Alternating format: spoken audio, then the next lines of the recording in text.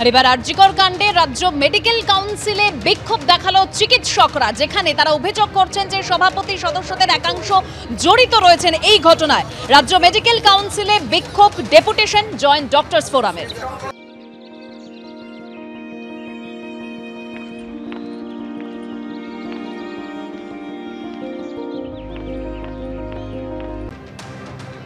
সদস্য আছেন যে সদস্য নাকি এখান থেকে প্রতি মাসে 50,000 টাকা করে সাম্মানিক পান। আমরা জানি না তারা কোন নিয়মে এই সাম্মানিকটা পান।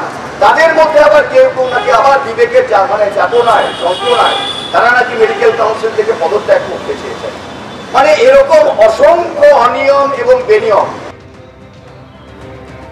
আরজিকর কাণ্ডে এবার রাজ্য মেডিকেল কাউন্সিলে চিকিৎসকদের বিক্ষোভ এবং যে অভিযোগ চিকিৎসকরা করছেন যে আরজিকর কাণ্ডে সভাপতি সদস্যদের একাংশরা জড়িত রয়েছেন। রাজ্য মেডিকেল কাউন্সিলে বিক্ষোভ দেখালেন চিকিৎসকরা, ডেপুটেশন জমা দিলেন জয়েন্ট ডক্টরস ফোরাম।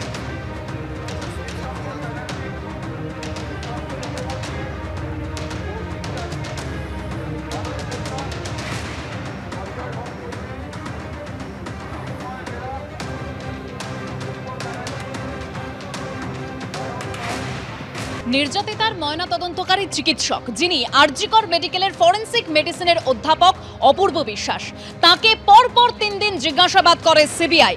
সূত্র মারফত খবর, সিবিআই জানতে চায় কিভাবে হয়েছিল ময়নাতদন্ত, কারা কারা ছিলেন, কে চাপ দিয়েছিলেন, কেন তড়িঘড়ি ফরেন্সিকের নমুনা সংগ্রহ করা হয়, ঠিকমতো নমুনা সংগ্রহ করা হয়নি, এই অভিযোগের তদন্তেই জিজ্ঞাসাবাদ। যেখানে তরুণী ডাক্তারের ময়নাতদন্তকারী চিকিৎসক তিনি দাবি করেছেন তাড়াতাড়ি ময়নাতদন্ত করার জন্য চাপ দেওয়া হয়েছিল। নিহতের কাকা পরিচয় একজন চাপ দিয়েছিলেন, বলেছিলেন ওই দিন ময়নাতদন্ত না হলে রক্তগঙ্গা বইবে। এক প্রাক্তন কাউন্সিলর বলেছিলেন রক্তগঙ্গা বইয়ে দেবেন, এমনই দাবি তরুণী ডাক্তারের ময়নাতদন্তকারী চিকিৎসকের।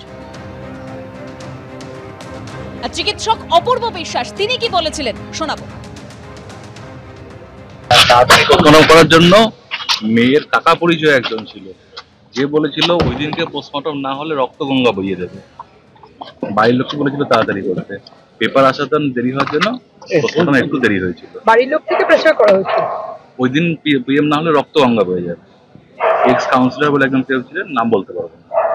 এক্স কাউন্সিলর বলেছিলেন? হ্যাঁ, ওনার বাড়ির বলেছিলেন, আমাকে বলেছিলেন, ওনার রিলেটিভ একজন কেউ, নট ব্লাড রিলেটেড, মেবি বাইরের কেউ, বাইরের লোক। আচ্ছা, বলেছিলেন পোস্টমর্টম ওই দিনই করতে হবে, ওই দিনই করতে হবে, ওই দিনই করতে হবে। মানে উনি কি এখানকার না ওই ওনাদের বাড়ির? ওনাদের বাড়ি, ওনাদের বাড়ির ওখানকার এক্স কাউন্সিলর। ঠিক আছে, থ্যাংক ইউ।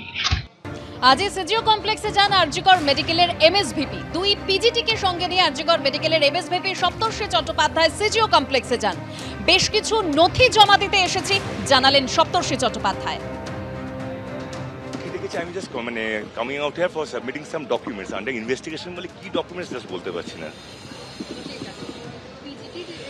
এইটা বলতে পারছি না। ওনাদের সঙ্গে আমরা এখানে আসলাম বলে I just accompanied them, but I have been called to submit some documents. আর এবার আর্থিক দুর্নীতি মামলায় স্বাস্থ্য ভবন থেকে টেন্ডার সংক্রান্ত নথি তলব করলো সিবিআই। 2021 সাল থেকে টেন্ডার সংক্রান্ত নথি চেয়ে পাঠালো সিবিআই। নিজাম প্যালেসে এসে প্রয়োজনীয় নথি দিয়ে গেলেন ভিজিলেন্স বিভাগের 2 আধিকারিক। সিবিআই এসেছিলেন? সিবিআই মানে স্বাস্থ্য ভবন থেকে? মানে মূলত আপনাদের কি কাগজ চাওয়া হয়েছে আপনাদের কাছে? যে ডকুমেন্টসগুলো চেয়েছিল সেগুলো দিচ্ছি। কি টেন্ডার রিলেটেড? টেন্ডার। মানে কোন সাল থেকে কোন সাল পর্যন্ত? 21 থেকে এখনো পর্যন্ত। আপনারা কি এই প্রথমবার এলেন না এর আগেও ডকুমেন্ট দিতে হবে? আসুন, আমি চলে এসেছি। হ্যাঁ, আগেও ডকুমেন্ট দিতে হবে? হ্যাঁ, আজকে দ্বিতীয়বার দেওয়া। আগে দেখা যাচ্ছে কিছু ক্লারিফিকেশন চেয়েছিল, সেগুলো দিতে। আপনার পরিচয়? আমি জয়েন্ট সেক্রেটারি ভিজিলেন্স। মানে এখন স্বাস্থ্য ভবনে আপনি?